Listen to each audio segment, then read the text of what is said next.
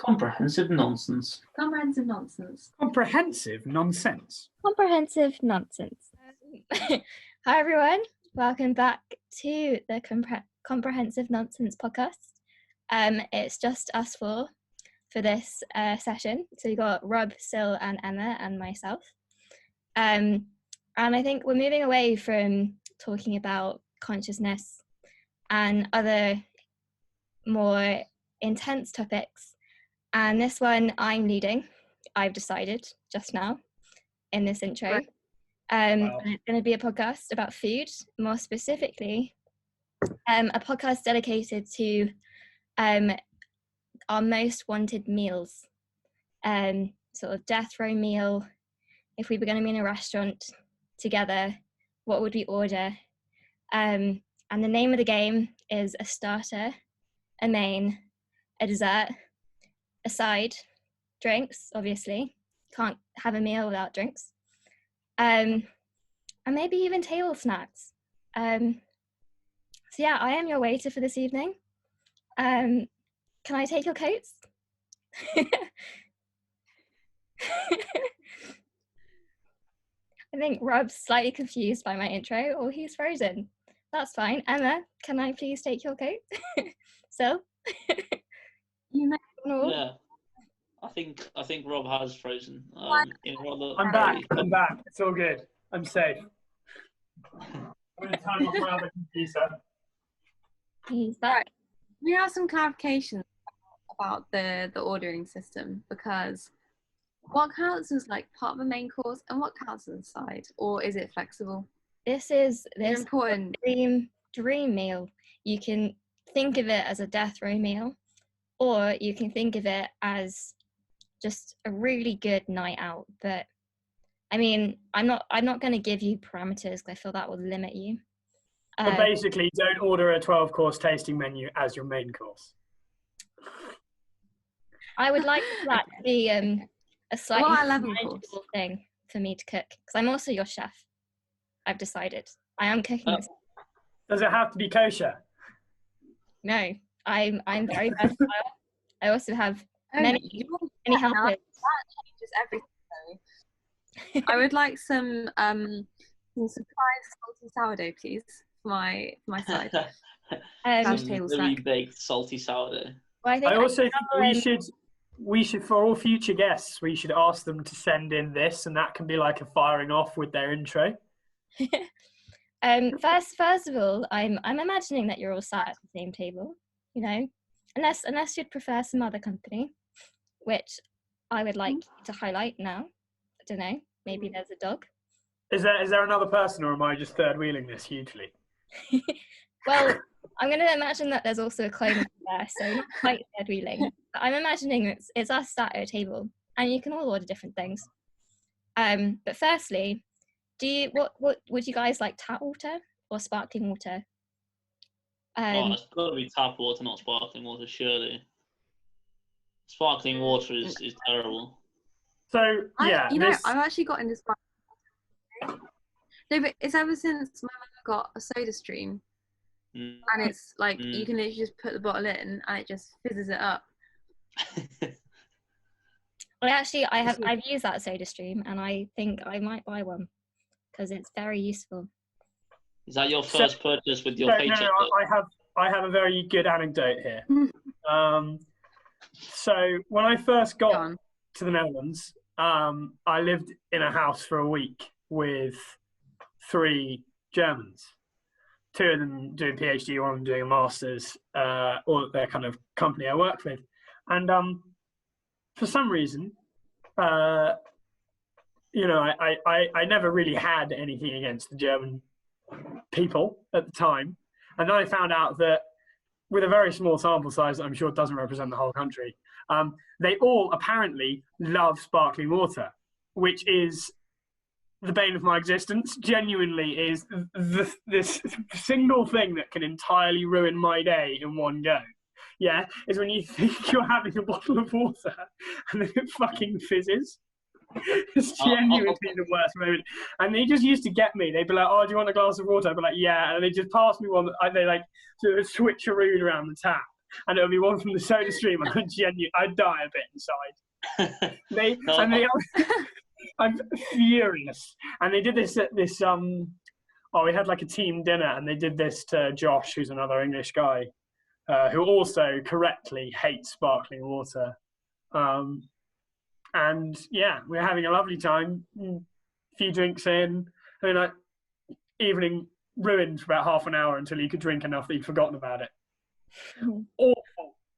Awful. Definitely tap water.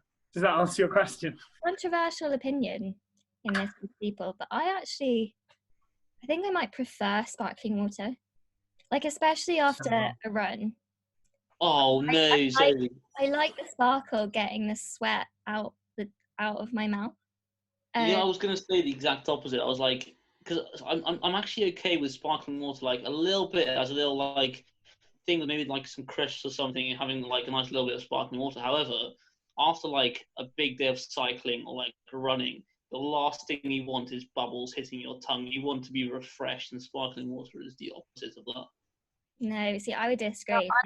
I'd come back and have a pint of sparkling water to get the taste of... Yeah, but how do you glug? Yeah, exactly. Yeah. You say practice smiling. Practicing that is the work of the devil. Okay, that is so wrong. And then you go, like, you're downing it really quickly, and then it starts to burn the back of your throat, and I really like that feeling. It's the worst kind of food surprise. I hate all types of food surprises. I don't mind, even if it's like an upgrade, I still would rather know what the food is. But when it's when it goes from something so necessary to something so unbelievably awful, no, sparkling water is the worst. Okay, so we're thinking tap water table then. Am I getting that right? No, I would like one bottle of sparkling. But you know what I usually do with it is I will mix half and half normal water and sparkling water, because then it's just a little bit of zing. Mm-hmm. Yeah. But it's not overpowering bubbly content. I can kind of get behind that. A flat drink, no? That's like opening a can of Coke and then waiting for it to sort of defib. No, that's like just the right amount of sparkle. I think defizz Coke is nicer than normal Coke. Really? I would always agree with you that because it's so hard to drink when it's really fizzy. Rob looks like that takes These opinions are all so wrong. How are all your opinions so wrong? Completely flat water and freshly opened Coke. Okay, Hey, those are the best. Mate. That's contradicting yourself. It's not. It's not at all. Sparkling water is bitter and like aggressive and horrible, and Coke is smooth and beautiful and reserved for special occasions. If you had the choice between regular Coke and Inca Cola, now that you've tried both. Regular Coke for sure. Regular Coke. I had regular Coke in Peru as a treat. Do you remember after we went around Machu Picchu, and I was just like, I've just decided I need this, and it was one of the best drinks I've ever had in my life. Yeah. I do actually remember that. Well, I think that meal we had was one of the best meals of a lot of our lives. That is an important thing, actually. Before we explain the rest of the meal, hunger is the best sauce. There's a bit of Ryan wisdom for you. And we've got to be absolutely starving before we start eating. That's a good question, actually. Where have you guys come from today, may I ask? Machu Picchu, probably.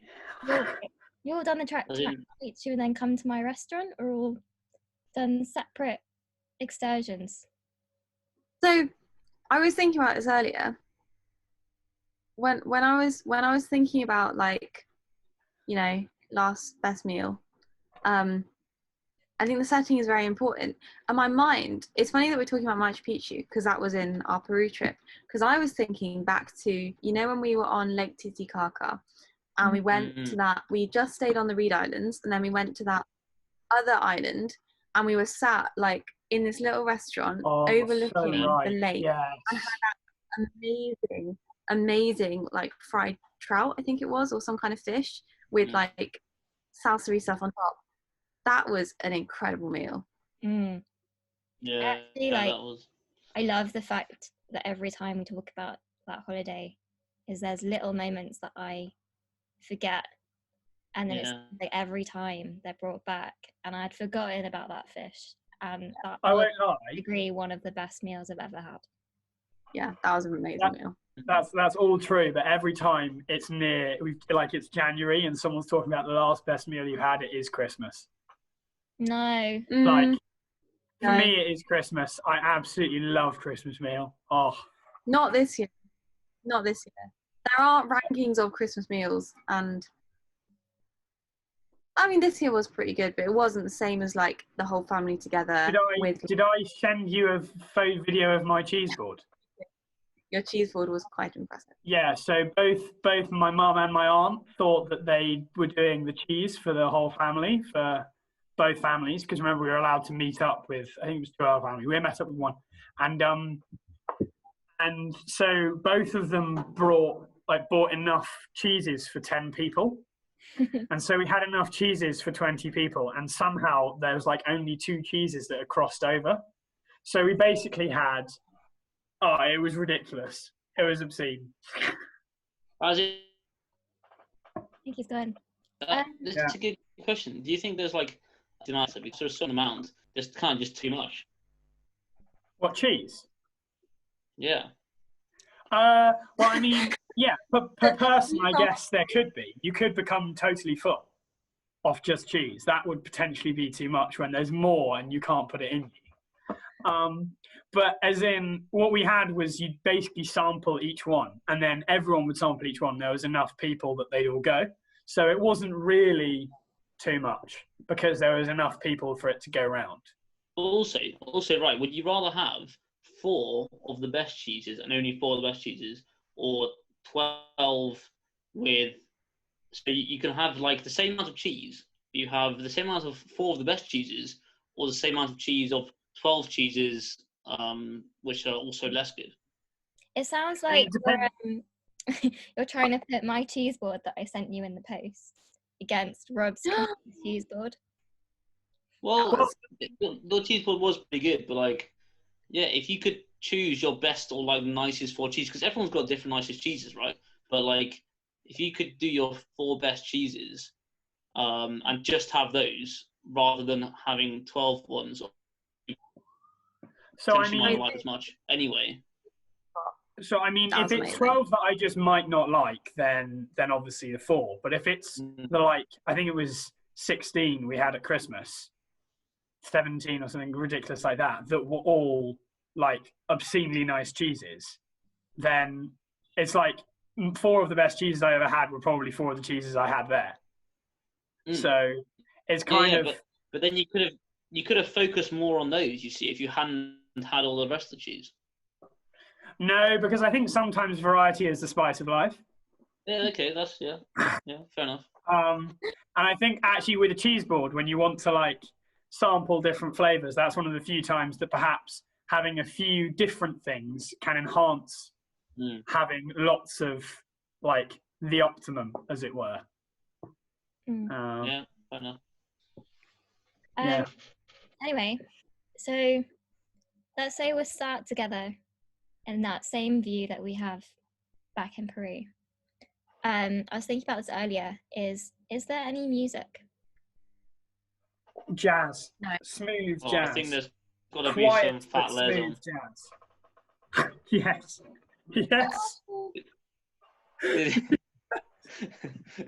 Still That's so funny. What we actually did have. Some fat layers on. Jerusalem, the Pet Shop Boys remix by Fat.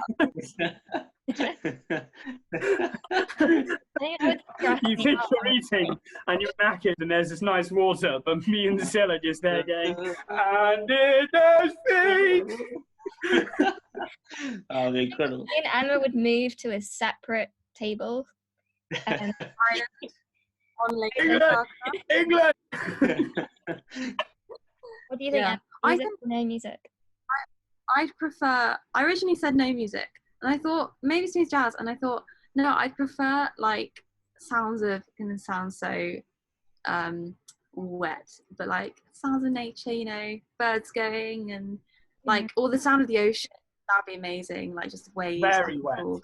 Very, very wet. Very wet. Yes. Waves, I like that. There's also, I can hear it raining a lot at the minute, and I can hear it really well in the caravan. It's really cool. Yeah, here as well. More wet. I've got like a corrugated plastic roof in front of my window, and I can hear it on there. It's really cool. The rain.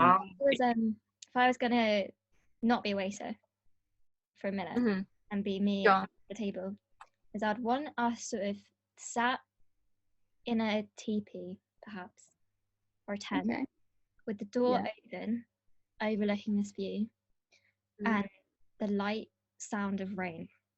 Because everyone knows being in a tent when it's raining is really good fun. So, if we can all set our own places where we'd like to be, I think for me, I would like to be next to a big wood fire in a real kind of like, it's like an open plan chalet with a big view of like kind of snow-covered Alps at like at sunset. And we're all sat round, and the reason I'm going with smooth jazz is last summer I went on like a little kind of trip to some family friends of Oscar, who will probably be on the pod potentially in a few episodes time. Big fan of the pod, we know he's listening, shout out. And we were alone in their house for like the first 2 days.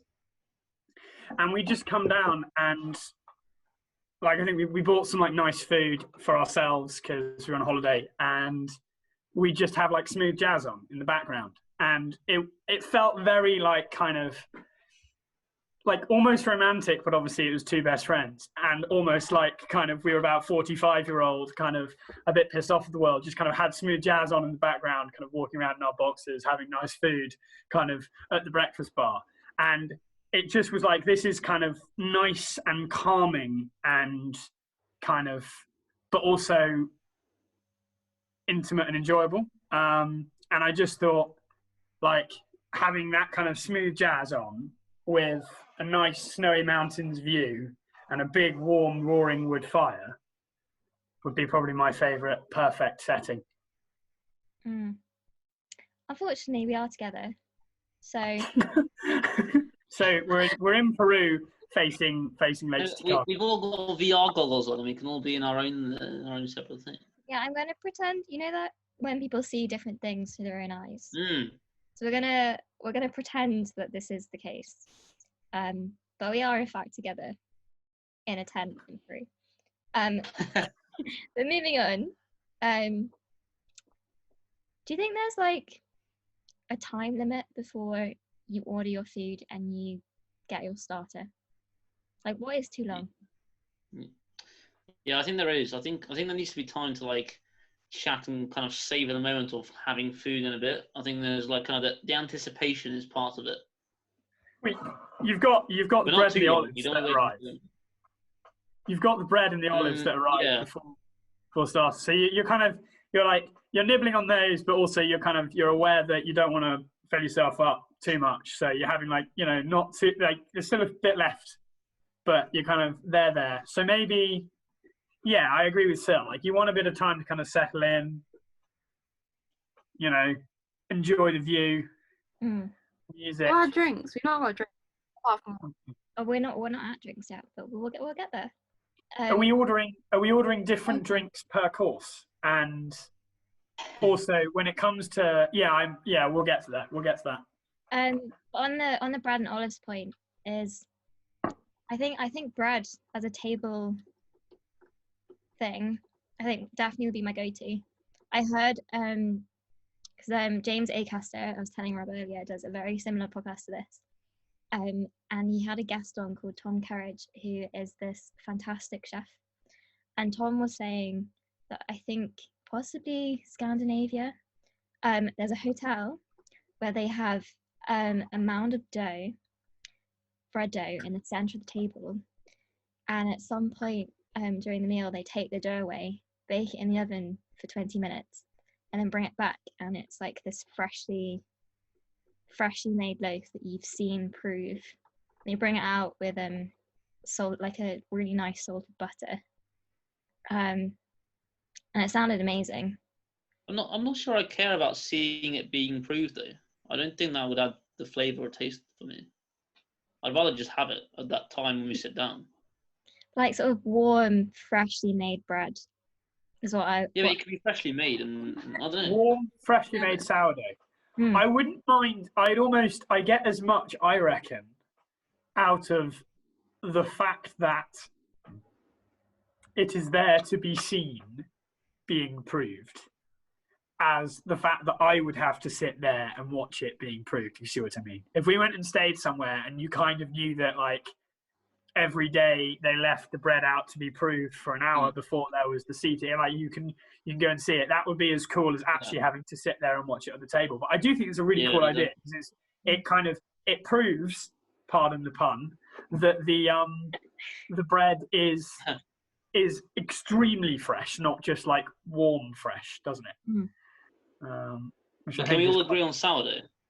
Of course. Yeah. Wow. Nice one, guys. I'm like. So, what type of sourdough? No, It's a good point. I want to request something. Go on. Sure. Truffle butter. Oh yeah. Incredible. I had it once at a restaurant, and it was honestly like the most. You mean like the butter that your dad churns himself? No, not like that. That did not go well. It smelled like oat milk. My dad just suddenly decided that he wanted to make butter. I have to say, I've never had truffle butter. It's amazing. We had it like one of the very few times I've been to a Michelin-star restaurant, because there used to be one in the village where I lived, like literally just down the road. We went there, and they served these like tiny little bread rolls. I think there were 3 different kinds of bread rolls, and then like 2 different kinds of butter, and one of them was truffle. Wow.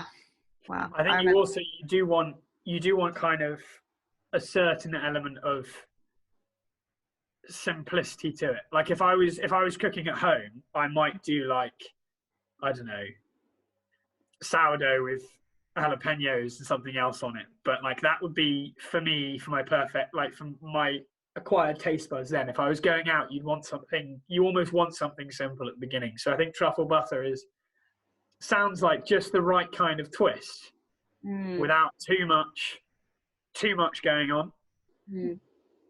Guys, I think I might have to have a second dinner. I'm already getting hungry, making me very hungry. I think we should move on to starters. Okay.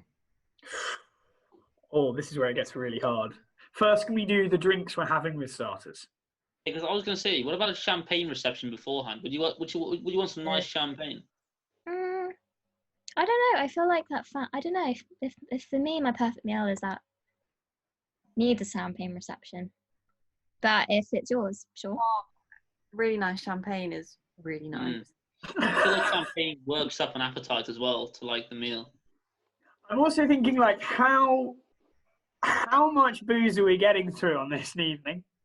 I think one small glass per course would be lovely. Yeah, you don't want too much.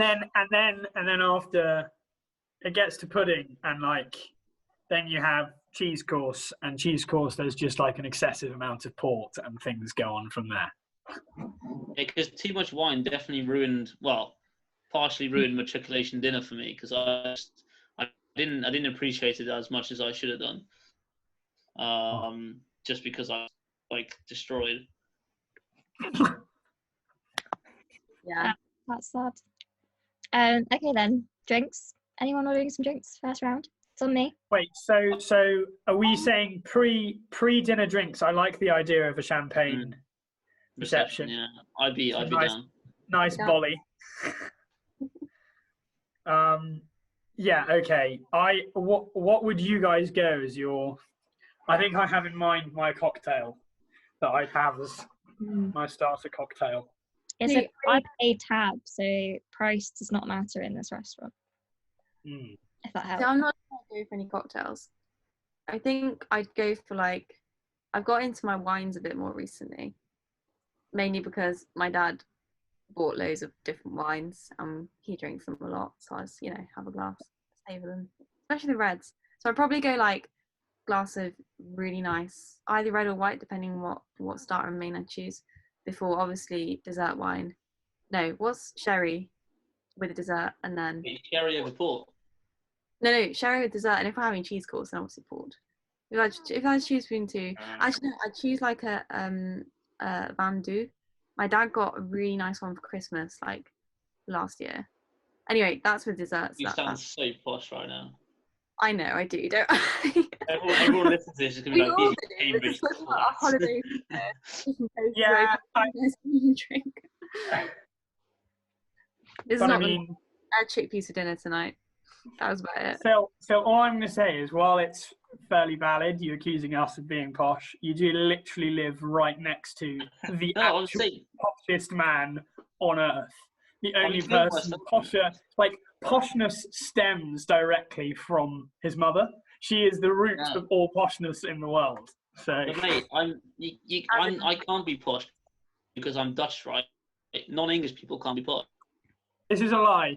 The Dutch royalty are definitely posh.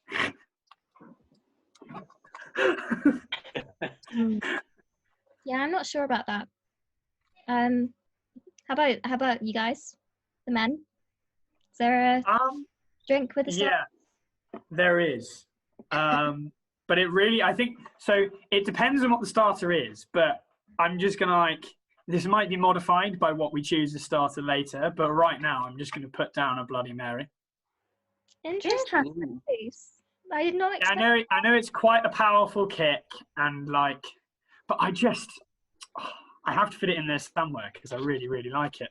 I rate the tomato juice as like startery thing as well. I was scared. Yeah. Almost amuse bouche, but a cocktail. Yeah, exactly. Yeah, and the other thing is, I think with dinner, with pudding, I would definitely be having scotch. I won't be having wine. I'll be having wine with main, but I'll be having, I think I'll be having a healthy amount of single malt peaty, well aged scotch. Not that I've had that much of it in my life, but the few times I have had it, it is, I think, my favourite. I think that for the cheese board though is. You have to have port with cheese board though. We'll get there. Yeah. So. Yeah. Well. I was gonna say like a really nice glass of red wine, but like even though I've never had a Bloody Mary, it has tickled my pickle, and I'm tempted to try it. Oh, how have you never had a Bloody Mary? I'm actually, next time I see you, I'm going to make one. We're just going to get absolutely, we're going to have a field day. Working really well with like a starter. Yeah. I mean, it really depends on. I might go for like a really nice glass of red wine. It depends on the starter, I guess. Because I've realised there are quite a lot of starters we could go for here. Well, it's up to you. And we're going for different starters, yeah. Oh, this is so tricky. I should have prepared. It's so hard. I think one thing I would say before we get on to the food is that for me, the quality of the food is like so much more important than the food itself. Like in fact, I think What do you mean? Like how well it's cooked as opposed to. No, I mean literally the produce itself, where it's come from, how good that produce is.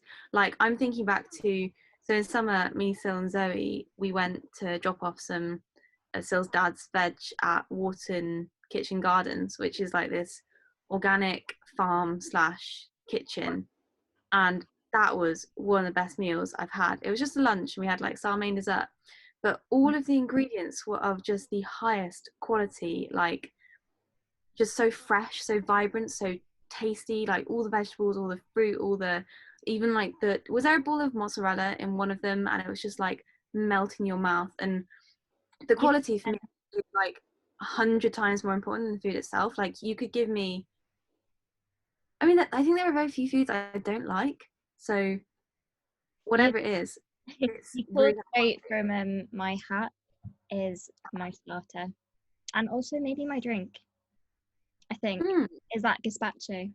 is I want it both in a bowl and in a glass because it was amazing. It was just like the freshest tomato, like taste. Like when you've got good produce, you don't need to do much to it because it just speaks for itself. Have you seen the Marco Pierre White videos? No, I don't think so. He was the UK's first 3 Michelin star chef, and I don't know why I got into this. I think I was watching like Gordon Ramsay videos in a Facebook hole like about 3 years ago, and he's the guy that taught Gordon Ramsay. So for some reason, it eventually got into him talking seriously at something. But he just repeats this same phrase that is now ingrained into my brain, which is, he'll be saying something and then he'll kind of lose the train of thought, and just to kind of cover it up. Because the first time he says it, you think that's really clever, and the sixth time you say it, you're like, he's just repeating the phrase. But he'll just go, but we must remember, Mother Nature is the artist, and we are just the cooks. And I feel like that sums up quite well. Yeah, definitely. And it's quite funny as well. Did you guys hear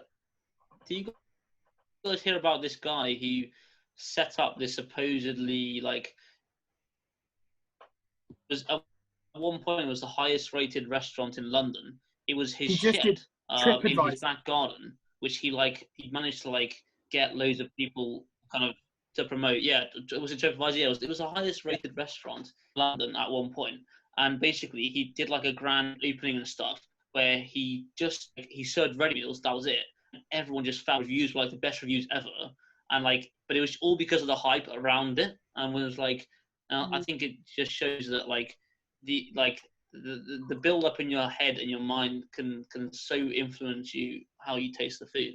Yeah, I was going to say, I'm not sure the food we had on that mountain on that kind of little hill in the middle of the lake in Peru would have been that like immediately fresh and super well cooked. But we had just like come across hiking halfway around like the Andes, then had a ridiculously long bus journey across the Andes, then kind of gone and had very little sleep on this like floating reed island, and gone out on this boat into the middle of this kind of lake that is 3,000 meters above sea level, and yet like the size of Greater London more. And then on this island that we then had to walk up even higher with low oxygen, with this stunning view and great company, we then sat down to eat. And it's like, after all that, the setting, like the state of mind you're in, the beauty, the like kind of lightheadedness and the fun, I think it almost didn't matter. They could have served us friggin' porridge. It would have been one of the best meals of my life. I'd half agree. But because for that meal, I remember specifically fish. I have no idea what else it came with. But that fish, knowing that it had been caught in that lake just there that I could see, and it was cooked really well, and it had like this fresh salsa on. I think also the fact that, because when we were staying on the islands, we went for like the vegetarian option, not knowing that we could have got fresh fish. So I was like, damn, we missed out there. And then we got it, and it was like, yes. So I guess that plays into the same point. But like, I just know some of the best meals of my life, because I would say, while I agree with you, like taste wise, the fresher the produce, and I do actually think a really good cook can make an enormous difference, because one, they can pick out better produce, but two, like they can pick out complex flavors that you wouldn't necessarily be able to kind of do as well yourself. But I would say for me, the most important thing are how hungry I am, where it is, and who I'm with, which has already been sort of discussed here. But like some of the best meals of my life will be on holiday, breakfast, me, my dad, my sister, my mum will all go out, and then there'll just be like a full English, or dad will have cooked full English. And I know the food is not good for me, and it doesn't matter because it's filling me up and it tastes incredible. And the people I'm with, I love, and it's just, yeah. And it doesn't really matter that I'm quite aware that, you know, that black pudding in the Premier Inn is not, probably not Premier Inn. But it's, yeah, it's good for me, but it might not be like super, super fresh is my point. Yeah, whereas I think that would really affect it for me. Yeah, see, I'm not sure it has that much of an impact on my meal. And the other thing I would say that really like totally makes or breaks a meal, if I am not, I don't have to be like bursting full, but I mean, if I still am even the slightest bit like hungry at the end of a meal, then that's a problem. Yeah. Mm-hmm. Yeah. I think the first and foremost, it does actually have to kind of satiate any kind of immediate feelings of I want to eat. That's why I quite like my gazpacho. Is it kind of, I think it's almost a palate cleanser, and it doesn't fill you up, so that you can get through the rest of the meal. Yeah, I like that. Yeah. For sure, but you guys haven't said what you would want, so I'm interested. Yeah, I haven't got to that yet. No, haven't even started yet. I'm going to start writing these down because I'm going to lose ideas soon. One of the other two has to go first. Are you ready, Sil? Well, yeah, because so originally my thoughts was always melon with Parma ham, like really nice, thick Parma ham on like melon as like a start. Because again, it's not too filling, it's not too much, but like, the taste combo is just really good, and it's something from my childhood as well, which I think like my dad always used to make, and it was like a special thing, and like got the memories with it. However, because this was like on my death row meal, but then Emma made my death row meal, and I think I realised that I might want to change it. You were that bad, Emma. How do you feel? No, I'm joking. But I do think that like if seeing as it is like my last meal that I'm potentially having, I want to kind of have more different flavors, and I think I'd go for like a tapasy style thing with like some patatas bravas, like small amounts of like nice chorizo maybe, or like there's like a few things when we went to the tapas restaurant as well, Emma, which was just really nice, like little bits, and like it kind of like allowed me to have quite a few different flavors as like a starter. So I think I'll go for like a tapas style, kind of Spanish Mediterranean type food. Really strong answer with the tapas. That's really put one idea in my head. I've got 3 ideas here, and Emma, I'm not done because I've just had another. But yeah, I mean, I'd probably go for something fairly similar. I think a sort of tapas is what, because we've had this conversation before. I think that is kind of what I went for in the starter. But I think it would have to include, I don't know, it does change depending on my mood, because I've definitely changed my main, I think, from what I said before. We'll get on to that. Yeah. I think in the starter, I'd go for more Mediterranean rather than tapas. So things like, well, I guess we've already got the really nice bread and like truffle butter, but like really nice olives, marinated anchovies, but not the ones you get in the jars, like the white anchovies that have been marinated. They're amazing. Something like grilled asparagus with like lemon and butter on, something like that. I'd be a fan of, and maybe some kind of slow roasted aubergine thing to like spread on, along those lines. There are many. I've narrowed my selections down to 6 possible options here. But again, one of them, right? I'm not feeding a family here. What? Not feeding a whole family. I need one dish. Yeah, no, I know. I've got to, but my point, I want to say them all, and then we can like narrow them down. So the first one, which is a pretty high contender, is my grandma's smoked salmon on cream cheese on toast. Oh, nice. A little bit of pepper, a little bit of lemon. No one's ever really sure of the ratios or how long it's toasted for. That's all kept secret. But it's up there. And I think given they kind of come as a couple, that would be served with a garnish of granddad's potato salad, which is a bit of like a kind of family special. It's famous, put it that way.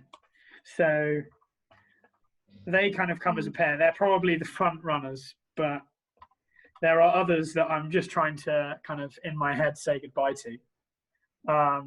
That is, so Sil apparently doesn't remember, but I remembered so well that when it came up in second year as the kind of post-formal hall for other years that weren't first year matriculation dinner option, me and Hassan went as a two, because everyone else is busy. We just like, no, we have to taste this again, was swordfish carpaccio.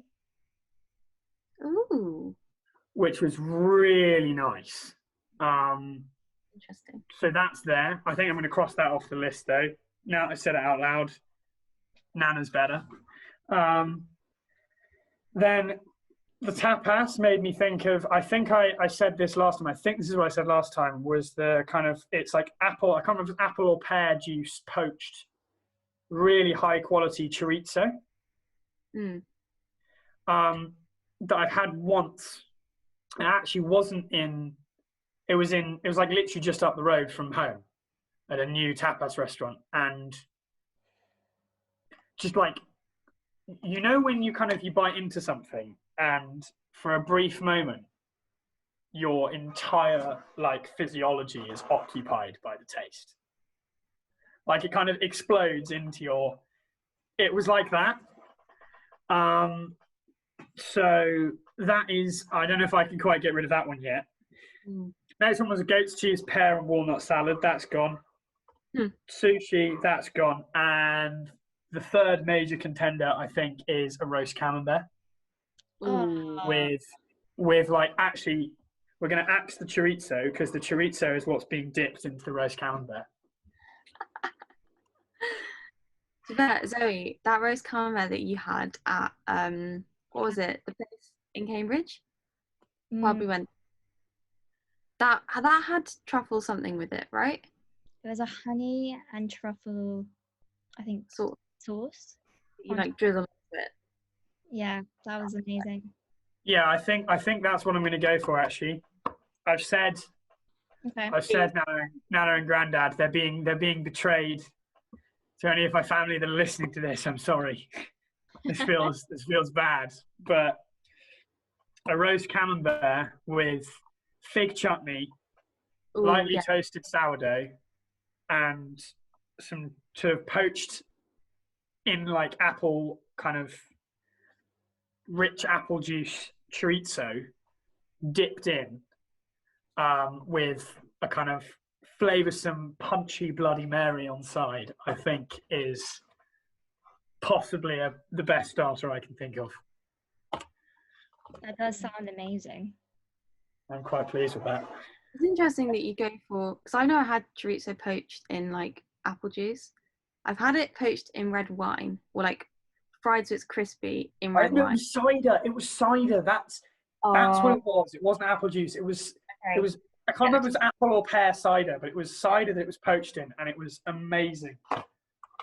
Yeah, that does sound good. One other thing that's just come into my head is it was kind of related to aubergine, but it was that what's the Mediterranean restaurant? No, Middle Eastern restaurant on Mill Road called that we went to, Zoe? That is a good question, but I was actually thinking of that when you were talking about your starters.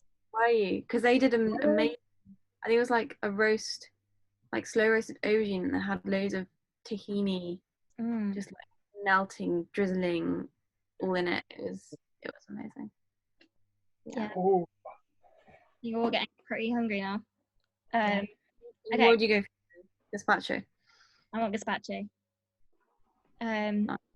Yeah. Anyway. Yeah, so I've now realised why it was good that it was close to home is because it will have been a sour Bristol, like a bitter Bristol cider rather than like or West Country cider rather than a like classic sweet one. So before everyone's thinking why are you having super sweet chorizo, it'll be like a kind of punchy local brew that will be adding What are stuff. locally sourced products in this restaurant?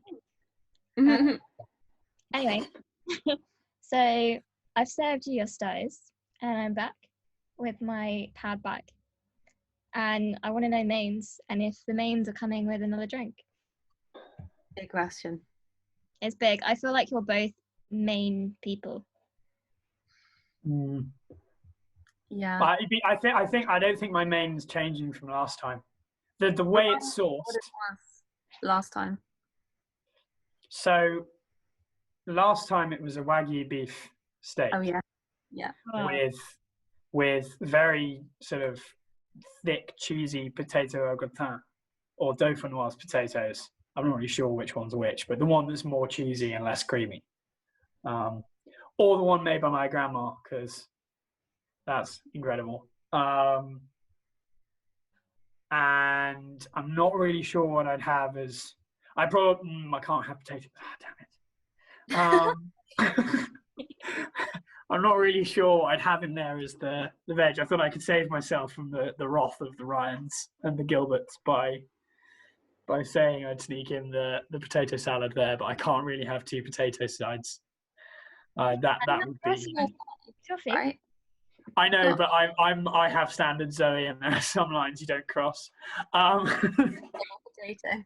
Is it sort of Romeo and Juliet situation where you can't dip your ponds in both waters? You mean you can't have your cake and eat it too? And then you can't, if you're going to eat your family's potatoes, you can't also have Gilbert's potatoes on your plate. Yeah, I can't have Ryan family potatoes, as in my dad's side of the family potatoes, and my mum's side of the family also have potato dish. Although both of them are the best potato dishes. I like, you can't have two potato dishes, so I have to pick one. And dauphinoise potatoes goes better with steak, so okay, that's what's being had. But no, the difference is this time it'll be a Wagyu beef steak that I will have contributed to the process of culturing. So it'll be a personally kind of, I will have contributed to the technology that produces it, as opposed to one that's been mass polished in Japan. I feel like you've got to choose stuff that exists at the moment, though. Oh, I don't know. If there was enough money, it could exist at the moment, though, couldn't it? Could a Wagyu beef steak exist, though? I don't think so. Definitely not at the moment. I don't know. If it's possible. For fuck's sake. I'd still have Wagyu steak. Steak. That's what I was getting at. I was like, yeah. Emma and Sil, have you thought about this before? To be clear, that's my main, but not my side, because I'm assuming, because you can't have a steak without veg and potatoes. So I'm assuming that potatoes yeah, good, okay. And I haven't picked my drink yet either. I need to think on that. So going back to drinks, actually, with my starter, given that it was kind of Mediterranean tapasy, I would have gone with a really nice glass of red wine. Quite full-bodied, fruity, I've discovered, is what I like, as red wines go. And with the main, I think I'd go for a really nice glass of white wine, because the last time I had this conversation, I think I said curry for my main, but specifically I said Tarka Dal, which is like smoked lentil curry, and they basically cook it by having like a hot coal that like smokes in the vat. It's got the most amazing flavor, and then like garlic naan bread on the side, and I think some other things on the side. However, I think this is changing because I've actually had curry fairly frequently, like curry takeaway fairly frequently over the past few months, and I feel a bit dialed out. So you got to dial down your curry. I've got to dial down my exactly. So when I was thinking about this question earlier on my kind of walk, and my mind just kept going back to the meal in Peru with the fish, and I think it would have to be Probably trout.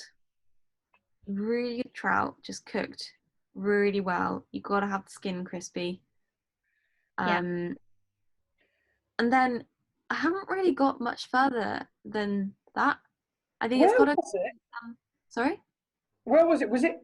I'm trying to remember because I swear we'd had smoked trout as well. We had it in like. Do we not have that in Scotland? Or I might have had smoked salmon and you guys had smoked trout. Because that's why I keep thinking of having a wonderful fish meal, but I can't pinpoint when it was. Because all the meals in Scotland, I remember being like at some greasy fish and chip shop, or us just buying smoked salmon from the Aldi and having it in Tobermory. I don't know. I don't think we had a nice fish meal in Scotland. Nah, I'm dreaming. On the top of Machu Picchu, I think a few of us had salmon in a bagel. Yeah.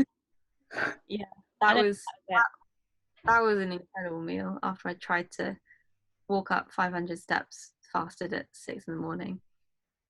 Silly me. Oh, that just reminds me of we got everyone up to the top and we were just like, oh Zoe, we're going on an adventure subject. It was like another half an hour hike. You have never been more furious in your life. Oh, that was amazing. I actually went on a walk with Mikey over the weekend, and that event came into conversation. And still to this day, I'm so angry. But the passion just comes back. I don't really know where from, but there's still some deep-seated anger. It was also great because we got there, spent about 1 or 2 seconds at the top, and we're like, right, we've got to run back down now because we're late. We made you march the whole fucking up. And it was like, oh shit, look at the time. Oh dear. What a morning that was. And fucking still looking at it and being like, whoa, if that was a bird and it just flew up, I'd be like, I don't know. Because it was one of the phones. It looks like a condor. Yeah, and then he was like, whoa, imagine if it was a condor and it started flying. I'd be like, whoa. No, I do remember that. I was like, I'm fairly sure you would shit yourself a lot more than just being like, whoa. I think I was just like a bit hysterical by this point. Yeah, I think that comment was what made me crack. Yeah, it was. I was like, that's such bullshit. And then I just went on a massive rant about the fact it made me walk for an extra 3 hours or something. and then later on that day, we were walking behind a group of school kids, and then there were the llamas, and the llamas fucked in front of all the school kids just after you'd said like, oh no, what would happen if they had sex? And the teacher had to explain to them like what mummy and daddy were doing. I don't know that. You literally called it, and then this llama, like this male llama, just ran up to the male llama in front of him. It was just like, yeah. Fucking wet myself. That was one of the funniest days of my life.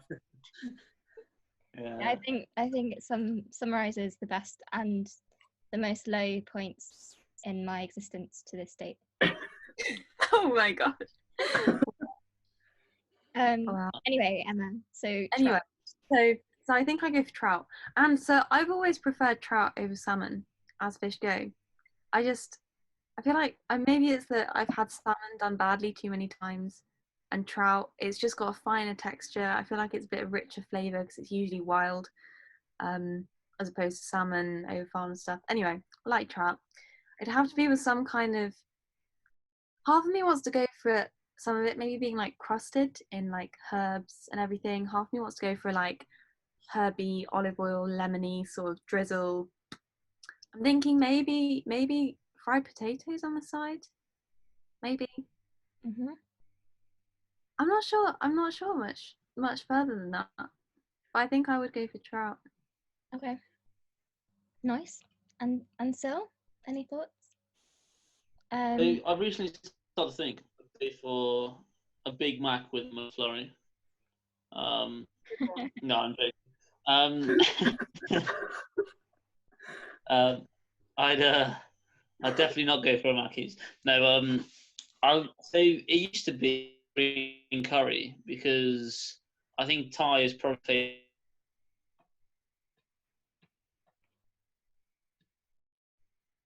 Is he gone? He's gone. Um, No. That was sad. He'll be back, I'm sure. My Wi-Fi seems to be again, which is good. Ah, he's back. We got to Thai. I got to Thai, and then I stopped hearing things. I was ready for your usual spiel about how it's the most complex cuisine, and therefore the best. Go on, give it to us. The full spiel. Well, okay. I didn't go down a full spiel. Instead, I just made a joke. I was like, I was saying that, as I said before, I think with you guys that I think Thai is probably my favorite type of food, and like the Thai green curry. Just because I've had it at like really nice Thai restaurants and it's been incredible. But then Emma made it for me, and again, it's cut from the list. But it's once again. I think I've just changed my mind over the last year or so since we had the chat, because whilst I really like Thai green curry, I think I've had it a few times, and I think, especially just right now as I'm thinking, I just prefer something else. And I'm thinking about, we used to go to this kind of, I can't quite put my finger on what type of food it was. I think it was like a mixture of like Asian type food. I think there was a range of Asian type dishes there. And one of the things that I would always love and get so much of, and just like it'd be incredible, was like fresh, like fried vegetables with it. So what you do is you get your dish together, you get like sugar snaps, you get those like little mini sweet corns, you get like some nice like button mushrooms, maybe like some pepper, some like, and then you get like so what they always had was they had Ossenhaas. I'm not actually quite sure.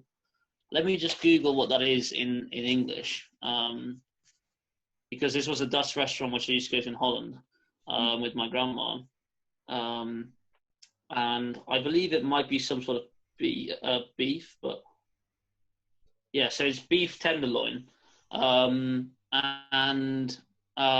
so you'd have this with like these crispy vegetables, and then like you get these guys who would like just fry it really quickly in this massive wok with like so it was kind of like a thick oystery sauce, like a kind of Indonesian oystery sauce, and it was just incredible. And I had it with like no rice or noodles or anything, cause like if it was my last meal, I'm not sure I'd actually want the rice or the noodles, because I think the vegetables and the meat would kind of like be enough, and like I'd prefer to have more of that and also have rice with it. So I kind of have that kind of like stir-fried oyster sauce, vegetables, and like beef tenderloin, because just from what I remember, it was just incredible. And the sauce, the flavor has to be like so tasty, and so strong. So I think I'd have that, probably with like another glass of different like red wine. Yeah. Nice. Yeah, I think I would go with like a full-bodied, not fruity, but just like full-bodied, almost like savory, like whatever on those like charts of red wine flavor. I've realized I like the most. My favorite is the most kind of powerful, like full-bodied, I think is the correct term, flavor. So a nice, I don't know, 3 glasses of that. 3. Wow, I would not last on 3. 3 glasses? Are you mad? Yeah, well, sort of, but also I like being quite inebriated, and I can kind of handle being quite inebriated quite well, I think. Up to that point, like maybe we've had like a Bloody Mary, I suppose if we had a champagne reception as well, yeah, okay, two. Also, like, whilst I'm eating, I don't think I'd actually require that much alcohol because I want to be eating like a lot and not really drinking at the same time anyway. So I'd probably have I think I'd be very fine with just like one glass of wine. Maybe two. Actually, I would want a refill. I definitely get through two if I'm having a big steak. I think at this point I'm gonna make a mental note as a responsible waiter to call us a taxi for the ride home. It's fine to drive, right? It's fine. Yeah. Probably shouldn't say on the podcast. Drink and drive. Sure. Well, it's a taxi on a ride home from the island in the middle of a lake. Also, if we're in Machu Picchu, we'll be sober by the time we get down the stairs. We won't get down the stairs if we're this drunk or dark. We're not making it anywhere tonight. So there's no taxi that's going to make it up to Machu Picchu. This is why it's clever. If you have it in the Alps and you're already in the chalet, all you have to do is make it to your bed, which is still a steep staircase and probably wooden, but it's a lot less dangerous. There's less of it. Or if you're in a tent, you just crawl back in your sleeping bag and you're done. True. Yeah, perhaps. If it's like one of these big glamping teepees, I could get behind that. Well, I once stayed in a teepee that had its own fireplace in the corner, which was amazing. I remember it getting very hot and so cozy, and it had fairy lights all around the outside. So nice. Yeah, that was like the one that we stayed in for our mushroom weekend. That was fun. Huh. Yeah. Anyway, that's another podcast. That is another podcast. Zoe, what's your main? This was a very hard thing, I think. I thought about maybe just having a full breakfast buffet. Ooh. Wow. We all know breakfast is the best meal of the day. Especially if it's a full English. No, I was thinking more like really good bread and eggs and salmon, or even that in a Hungry Hut. Traveling.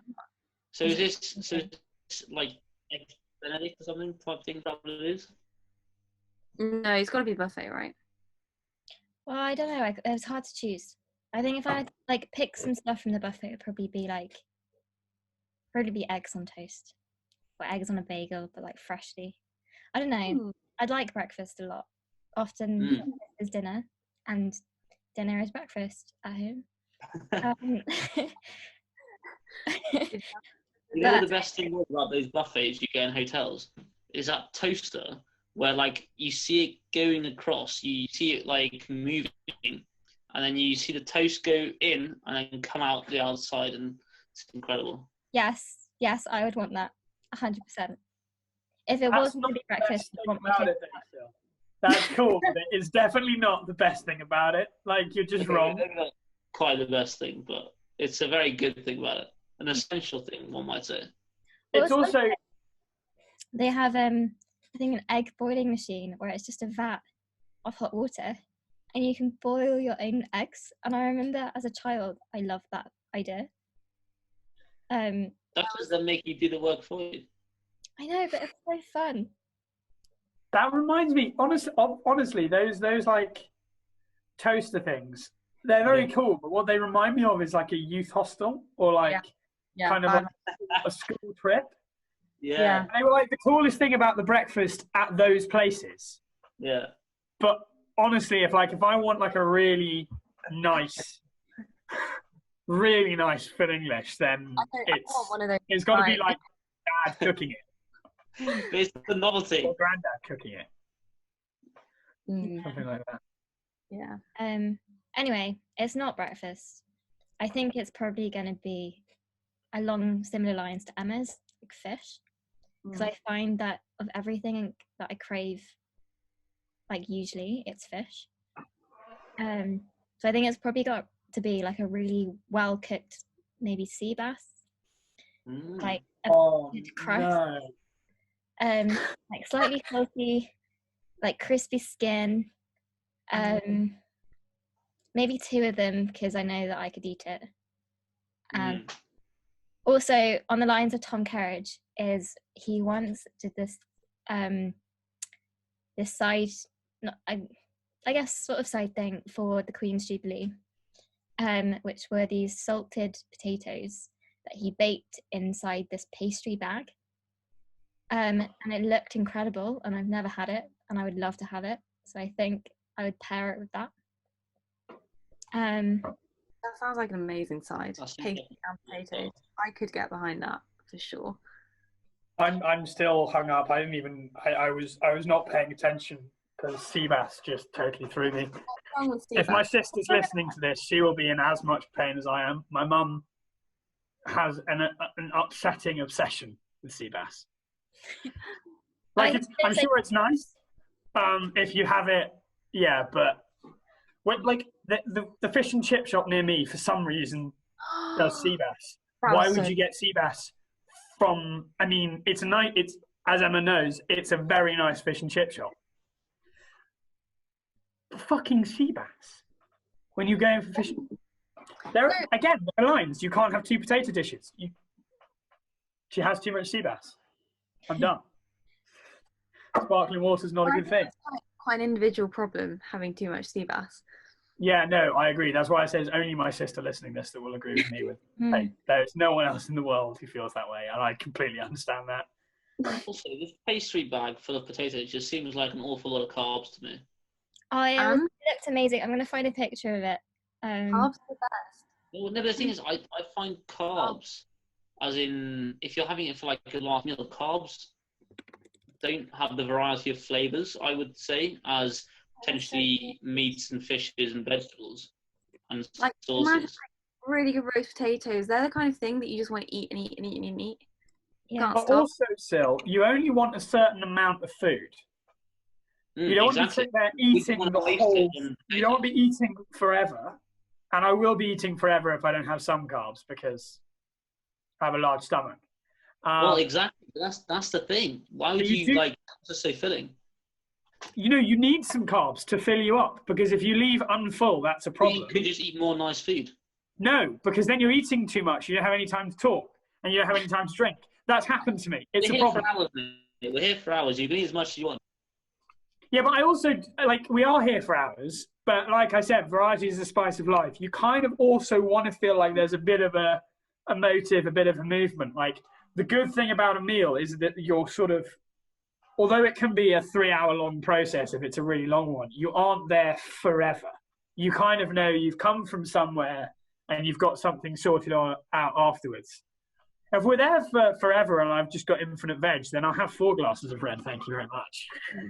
Oh, no, so I know why you need carbs.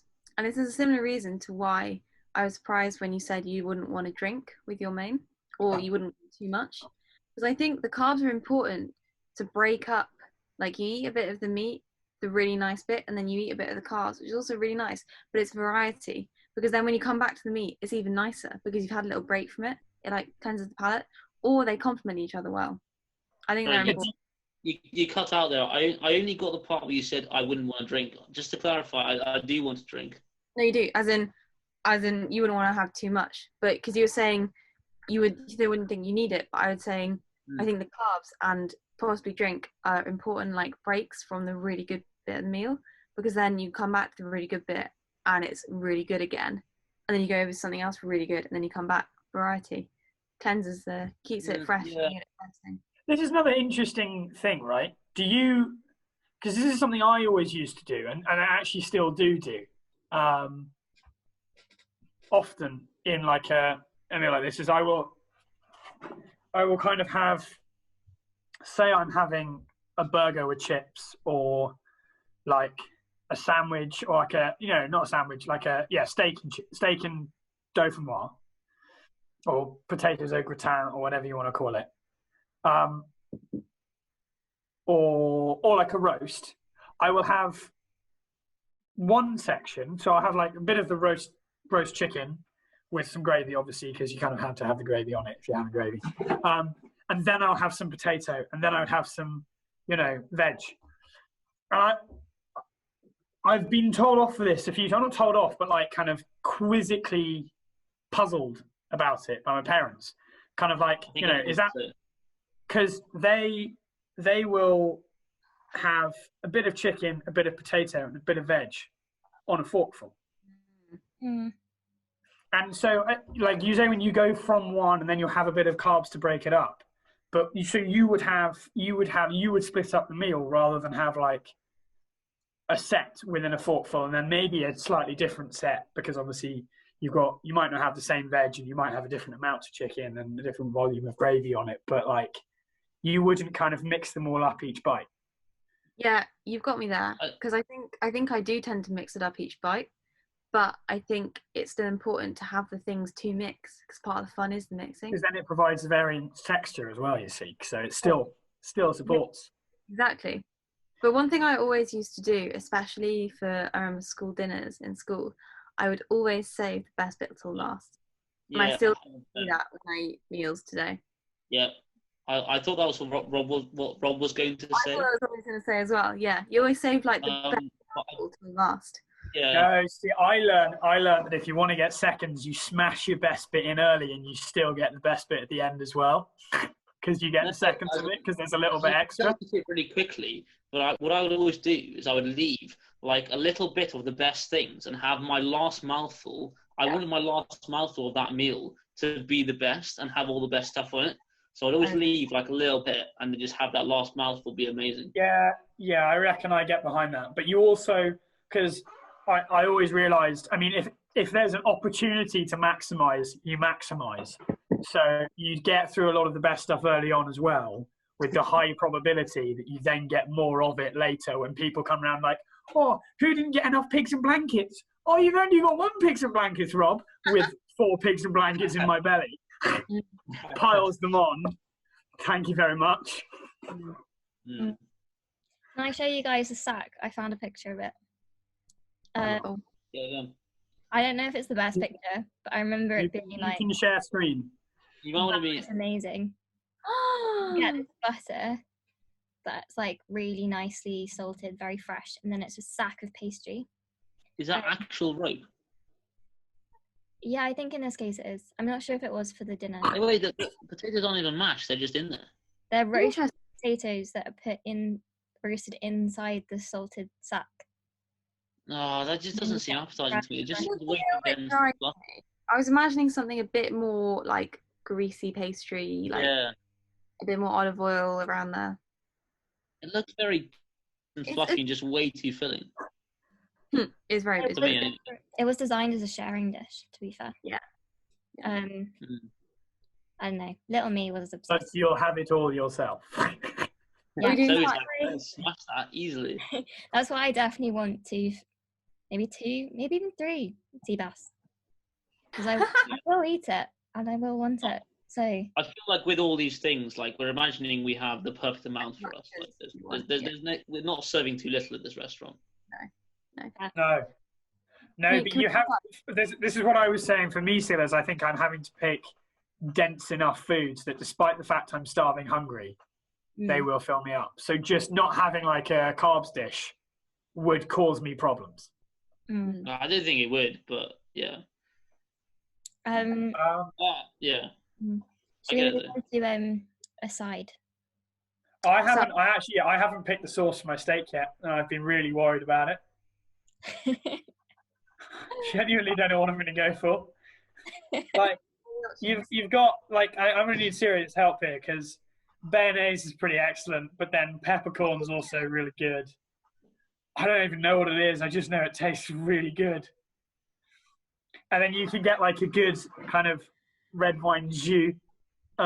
Steak sauce is very good. We used to, at the restaurant I used to work at, when you'd get like leftover chips and leftover like steak sauce jugs, we just dip the chips in Stilton sauce. Really good. Stilton. Stilton. Yeah. Oh no, yeah, you sold me. That's it. And also the Stilton's being mixed into the dauphinoise, like a little kick of it, just so there's consistency between both. Blue cheese sauce is incredible. Yeah, it'll be a majority like cheddar, mature cheddar in the dauphinoise, but like a little kick of Stilton, just so there's that continuity between mouthfuls, like a difference, but also it's not jarring between the two kind of cheese blends. I think that's important. Yeah, no, that's I don't know why Stilton sauce hadn't entered my head, but that's straight in. Sides. I mean, personally, my ultimate side is a mac and cheese, and that will never change. I know that's not Mediterranean, but I do add it to everything. I've forgiven you instantly. Fair enough. At the same pub that my camembert was from, they also do a really good truffle mac and cheese. Which if you ever go back, I would recommend. Yeah, I think that's what I'd go for. Yeah, see, that's great, but I've already got a like thickly cheesed out dish, so I'm gonna. Not your dinner. I'm not gonna. Yeah, I know, but I'm not gonna go for a mac and cheese. Yeah, the thing with these is, I don't know, like I'm not too concerned on the side, but also if I had to do a side, which they also did at this restaurant, which I've been fantasizing about my main meal, was incredibly like they grilled the salmon in front of you, crisped the skin perfectly. They made this kind of garlic, lemony. I don't know what exactly they put in there. Maybe like chives in there or something as well. A mustardy, I think, maybe as well. And yeah, this amazing sauce on top of this crispy salmon was just incredible. So I'd probably go for some sort of grilled fish on the side. Interesting. Yeah, I was similar. When I was thinking about a side, I was like, what do I want as a side? And then it came to me. More fish. So, no, not more fish. I was actually back to the Wharton Kitchen Garden, and didn't we have, what's it called when you've got tomato and mozzarella salad? Oh. Calabrese. Calabrese? Yeah. Caprese, could be caprese salad, yeah. Caprese salad, not caprese. So where you've got like really good mozzarella that's like in a ball that's been sliced, it's really soft, it's like so fresh, and then the freshest like juicy, sweet, ripe tomatoes and basil and really good olive oil, bit of pepper. That'd be my side. I like that actually. Yeah, strong. I've been debating. I've just looked up best sides for steak, see if I can get some inspiration on because I know what I have in my head is like a very. I'll get to it, but I've just seen in there someone had put bacon inside the cheesy potatoes, and I think that's actually a bit much for me.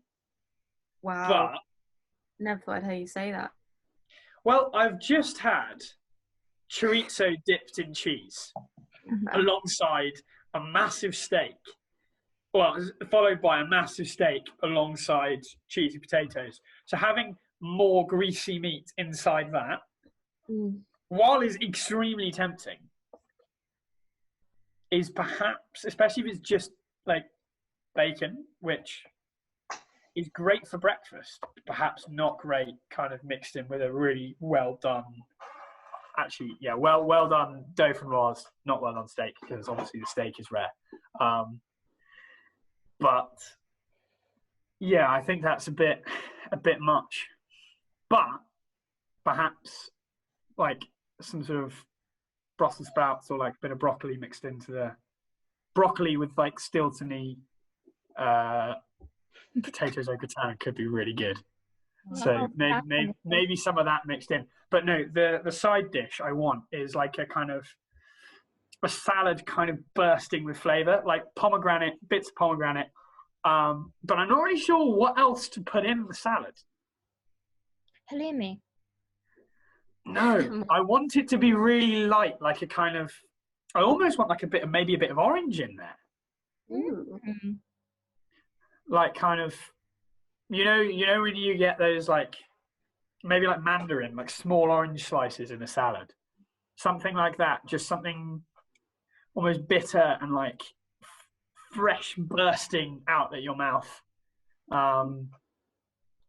like kind of almost attacking you when you bite into it, because the steak and the potatoes are super nice, super rich, and you need something, I feel, super light and super kind of, yeah, like almost bitter and citrus to kind of keep cleansing the palate and provide good contrast. So although obviously I would love Grandad's potato salad, or some more like bacon and chorizo or something, I really don't think that will complement meal nearly as well as having like a really fresh salad. I just don't know.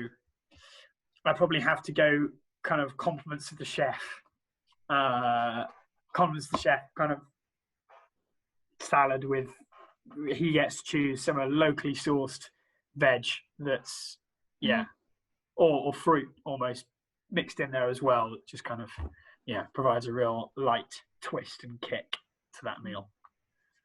Nice. Almost there, kids. You got dessert now. Anyone want to take dessert? I'm ready. Again, before I said, I think last time we had this conversation, I think I said apple crumble, possibly apple and raspberry crumble. You said apple crumble, but you said it really well with all the little things sprinkled on top and stuff. Did I? I remember that really clearly. I was so impressed. Oh, I'm happy, but it's changed since this Wharton Kitchen Garden meal again. Because I remember we had, I can't remember exactly what was in the tart, but it was an amazing tart. It was kind of like a Bakewell tart, but it had some kind of jammy fruit. It might have been fig in there. I think it was almond and like maybe a peach or something. I think raspberries as well, because you remember all the raspberries they had there. Yeah. No, so it was raspberry and almond. So it had like it's basically like a Bakewell tart, because it had like the raspberry layer and then the almondy kind of almost polenta-y layer on top, and then on the side of that, I think I'd want some fresh figs like we had on that meal as well, because they were insane. And I think some clotted cream and a little drizzle of like really citrusy honey. Nice. But pastry's got a feature, I think. I don't think mine's changed, if you can remember what mine was. Was it brownie? No. I don't remember what it was then. I can't remember. Was it a lemon? No. Good. No. That's not. You have that after pudding. That's its own separate course. Right there, at the start. So it's my mum's white chocolate cheesecake. Bedded in some very hot sticky toffee pudding. like kind of like, you know how you often pour like a toffee sauce. Why just pour the toffee sauce? Obviously sticky toffee pudding with like a little side dessert. This is important because it's a palate cleanser. So it's a tiny, like not like a full scoop, but just like maybe two little nibbles of blood orange sorbet to finish off with, to palate cleanse before the cheese board, is essential and part of the dessert. All served with a nice glass of scotch, a big generous glass of scotch. As far as I remember, we also had blood orange sorbet. I think we did, yeah. We did. I that meal's like changed my life, you know. I feel upset that I wasn't there. Yeah. Oh, we had some blood oranges the other week, because they were selling them at the farm shop, and they were so good. I forgot. So? Yeah, so, well, I think if you remember what mine was, I think I said an apple pear crumble, I believe. But then Emma made it for me. No, I'm joking, again, because actually I think it stayed the same. I think I think I would still have an apple and pear crumble. Like obviously done really well. And then with I think I'd have. I was gonna go with sorbet as well. I was gonna go with like a lemon sorbet. But I do like the sign of blood orange, so I might have a lemon sorbet and a blood orange sorbet. And then also some like cream to go with it. How's lemon sorbet? Are we going like Sorrento Moon lemon? Actually, that now that you said that, it's not blood orange. I'm having 2 tiny little nibbles of Sorrento Moon lemon zest sorbet that I had in Sorrento when we went as a family when I was, I must be about 12 or something, really young. But I just remember we spent a day at this ice creamery and was fresh, and it was just the best. I'm not really an ice cream person, but when it's like really citrusy and like so fresh, like it's so fresh, I think I'd complement it really well. So yeah, I think I'll go with that. And then like if we're having pork with a cheese board, I might go for some Talisker 10 whiskey. But yeah. Emma, did you want your sherry with your dessert? I want my Van Du with my dessert. I might go with this as opposed to a Scotch, just because it kind of means a bit more. But yeah, and it's sweeter. The Southern Comfort, but the old 100 proof one I got from Ali's granddad. Ali, but it was her granddad's. That I have kept and treasured for special occasions. I had that last pod. I had 1 glass of it, and I actually zoned out for about 10 minutes, just completely zonked by how amazingly good it tasted. I might have another bit now. Yeah, actually, that rather than Scotch, just because I know I can bank on it being incredible.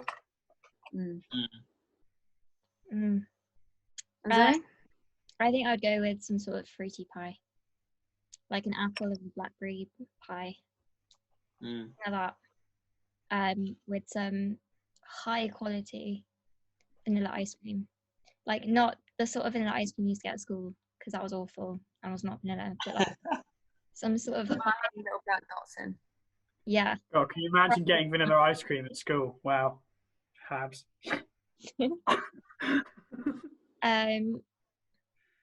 Yeah, high quality ice cream, and then maybe some sort of like caramel liqueur or like a chocolate liqueur. I like that. Yeah, I like that. Yeah. Do you remember that liqueur we had in Peru, which was like the kind of orangey fruit? What was it called again? Pisco sour. Never forget. There was like a liqueur we got at some point when we went on that tour. It was called all those wines. No, it was a liqueur we got, Laguna or something, or like Lacuma or. Where was this still? There were plenty of.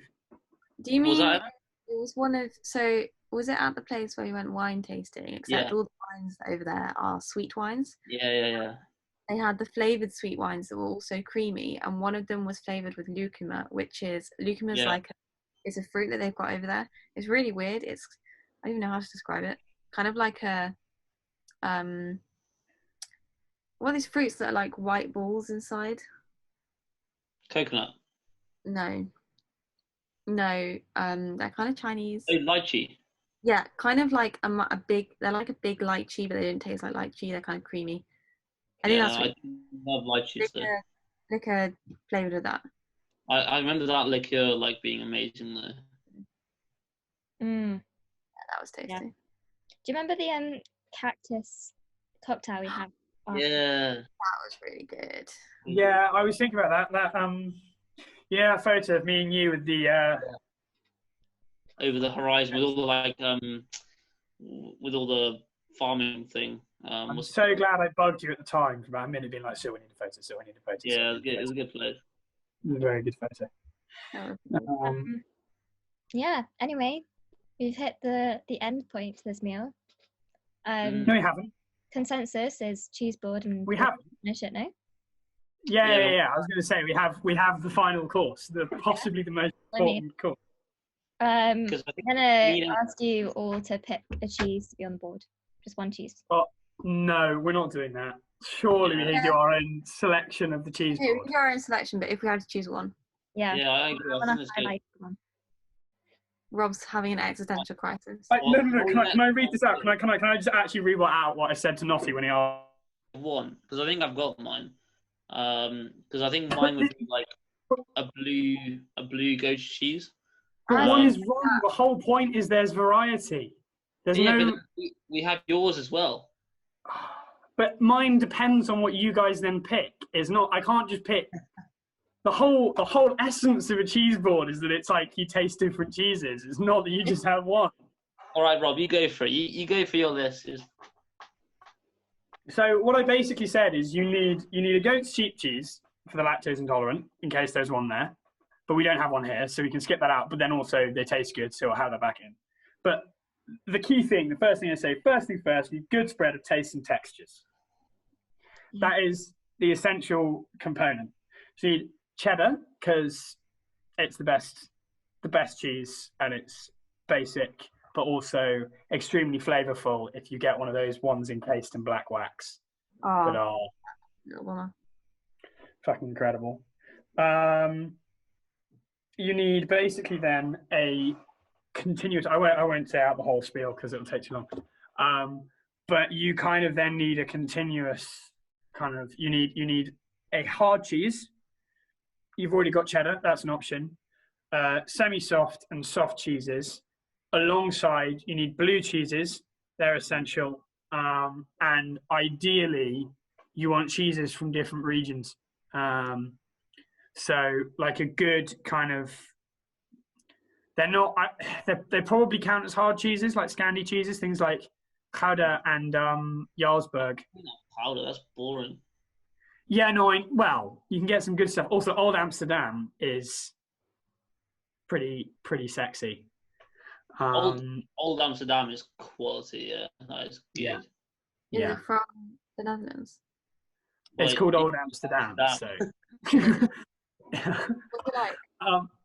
It's like salty almost. Yeah, it's like a really hard old cheese. It's like really old, but really flavoursome. It's incredible. I would actually say that I'm not sure I'd almost want to choose the cheeses. The fun for me of a cheese board is that there are good cheeses. There's a selection. There's different variety, but there are also cheeses that are kind of uniquely selected by someone else. Like if I'm going to curate a cheese board, the enjoyment I get from it isn't me having it. It's other people having it and liking the cheeses. Mm. So no, for me, it's all about me liking it. So I want someone else to pick a good variety of cheeses with 2 or 3 different chutneys, red grapes, celery, a nice selection of crackers. Did you say celery? Yeah. Got that. No. Just no. Did you say celery? Yeah, you have to have celery with a cheese board. Why on earth would you need celery with a cheese board? It's an essential component of the cheese board. What? That's bad. No, it is. I've never heard that in my life. My granddad taught me well. And it is actually an important part. Mm. You can have the celery. We'll have the cheese. Well, whoever's listening. No, the whole point is you use celery as a cracker. So you spread cheese onto the celery. Couldn't I just have a cracker? What?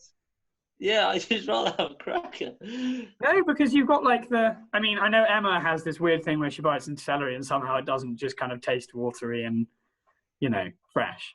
And it has this other kind of monstrous kick to it. Yeah. But basically it's like having it on a more of a succulent in like the kind of botanical term rather than the kind of food term.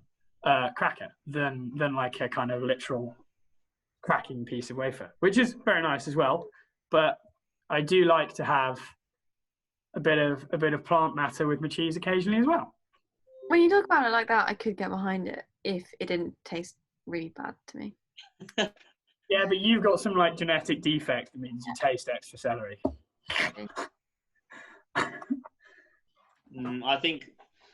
I think the majority of people would disagree with you there, Rob.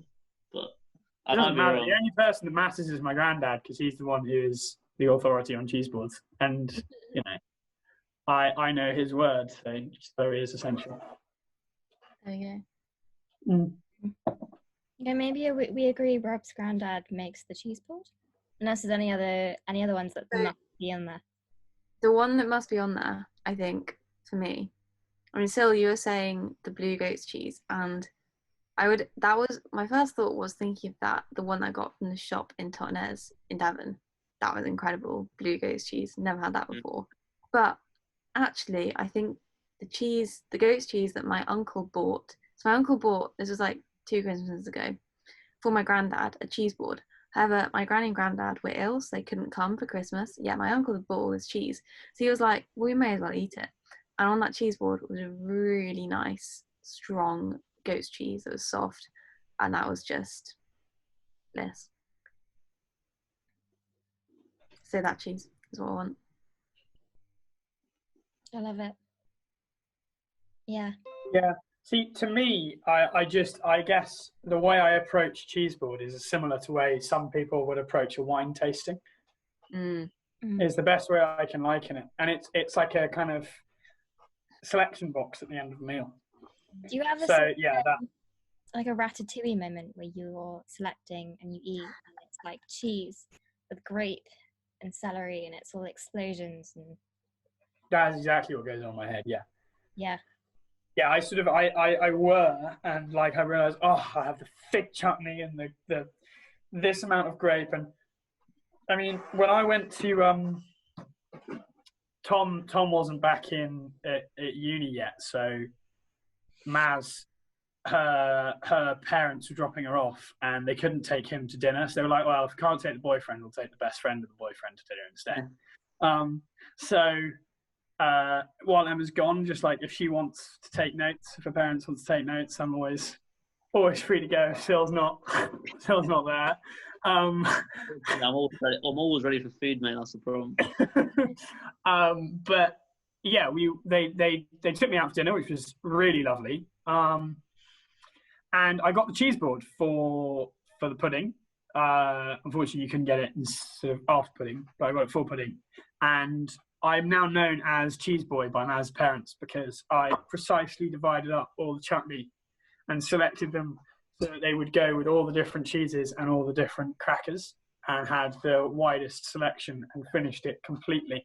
And I felt like originally I think they must have felt like, this guy's kind of pushing it a bit. He clearly, is just going for the most expensive dessert on the menu. But then they realised that actually I have a deep love for cheese, and that there was not really another option. And the show that they bore witness to of me consuming the cheese board was more than worth the entry fee that was paid. I think we should do an episode where we do something like that. Just cheese. Eat cheese. Also cheese and wine. Commentate while we eat the cheese. When the pandemic ends, we should definitely do a few all together. Yeah. You can all hop down to the Netherlands, because there's an upsettingly large chance that my holiday volume is going to mean I'm not able to come over to the UK that much. Yeah. I'm going to read your menus back to you. I think it's a nice way to end this podcast. This section. So bear with. I'm going to start with Emma's. Actually, I'll start with all of us to begin with. There is tap water served. There's also there's a bottle of sparkling water on the table. The waiter helpfully mixes Emma's particular water almost half and half, so it's the perfect amount of still with sparkling. And there's also, to share, although there's always going to be enough, is some fresh sourdough with some butter for the table, and truffle butter in huge quantities. Anyway, so Emma, to begin, after the champagne reception, is you're going to get a glass of white wine and then have tapas, that includes aubergines, anchovies, and grilled asparagus. For main, I've really unhelpfully written this upside down, so bear with. Another glass of red wine, nice and fruity and hearty red wine with trout and some fried potatoes, with a caprese salad on the side. And then for dessert, you have your almond and raspberry tart cake thing with some fresh figs and some clotted cream and a vandy before the cheese poured. Happy with that? Beautiful. Nice. Yeah. Yeah. Rob's turn. Bloody Mary as a drink. I'm happy already. Yeah. And then you and Sil actually, I do. Sil's comment to this was, it also tickles my pickle. We're both having the same tapas with some nice patatas bravas. I thought I was having camembert. Oh shoot! Yes, ignore me. Camembert, truffle. Waiter's got it wrong. Send it back. You're not getting a tip tonight, Zoe. Yeah, there's my camembert with my chorizo, cider poached chorizo, and I did actually write that down, but I wrote it down in the corner of the page, also upside down, so I missed it. But yeah, anyway, get your camembert with your truffle sauce and chorizo. And then for mains, you have your wagyu beef with some dauphinoise potatoes, nice and cheesy. Lots of Stilton. 3 glasses of full-bodied wine. And maybe some Brussels sprouts as well on the side. And then a chef's salad that is notably fresh. And then dessert, you have your mum's white chocolate cheesecake with a sticky toffee pudding in the middle. around, yeah. Yeah, around the outside maybe. Sorrento sorbet. And finally Sil's turn. Tapas, Bloody Mary. I think it's Thai. Yeah, Thai for the main with some fresh veg, sugar snapped fried thing. And os and a half beef. Beef tenderloin with a side of salmon in chives. That's what I have written down. And then apple pear crumble made by Emma, which is made by Emma. When was that specified? Oh, it's changing. One meal and a crumble. Meal's ruined. Send it back. Send it back. He doesn't want it anymore. He does make a very good apple and pear crumble. I thought that say the same. I also have lemon sorbet written down. Maybe I got that. And a whiskey. And mine was gazpacho with more gazpacho to drink, some sea bass, a mac and cheese, and a nice fruity pie with vanilla ice cream and a chocolate liqueur. And I think it's safe to say that I think of all of us, I think you guys may have constructed a menu, but I've definitely gone for things that I've been craving on a daily basis that make no sense together, but satisfy my heart. I think I would genuinely, if that meal that just occurred, that would cause me to go into one of the most extremely pleasurable food coma states known to human beings. You know that when they kind of, I was talking about last time, they measured the brainwaves of Matthew Ricard when he was meditating on compassion. I reckon I'd give him a good run for his money if you gave me the brainwaves after eating all that. I really think I'd be on the same level. Okay. But I could believe it. Yeah. You know what tastes even better if it was free? Oh, the tab is paid. Oh, amazing. Doesn't matter what it is, it's already Syl's favourite meal if it's free.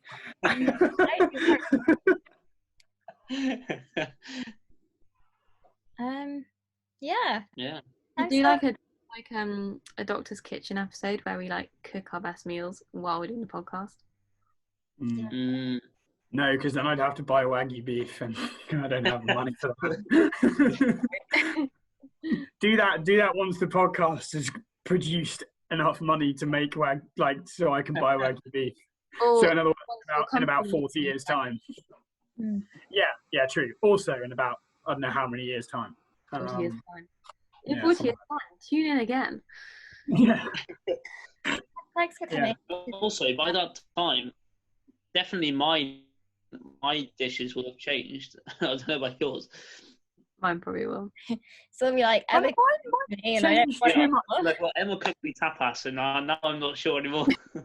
I think my side salad for the main changed, and some of the drinks may have changed, but I actually think I've picked the same starter, main, and dessert that I did last time.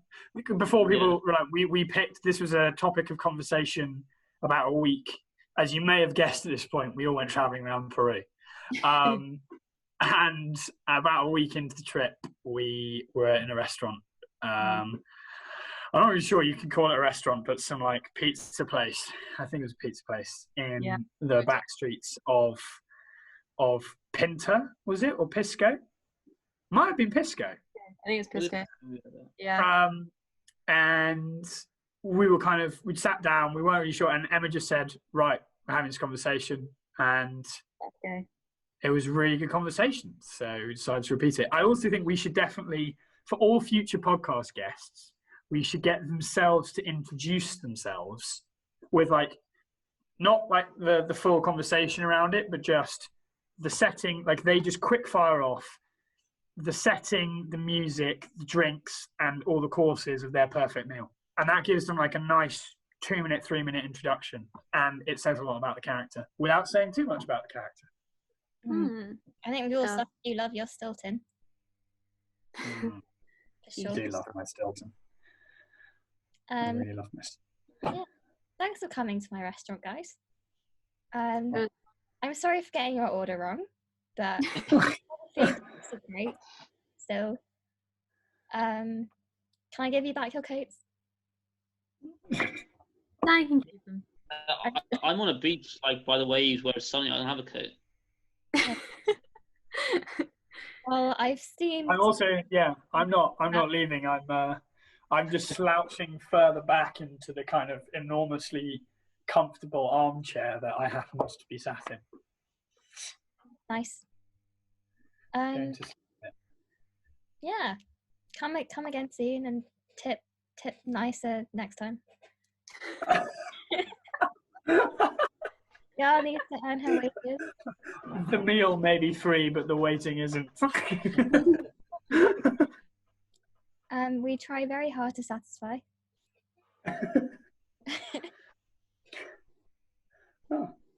Love it.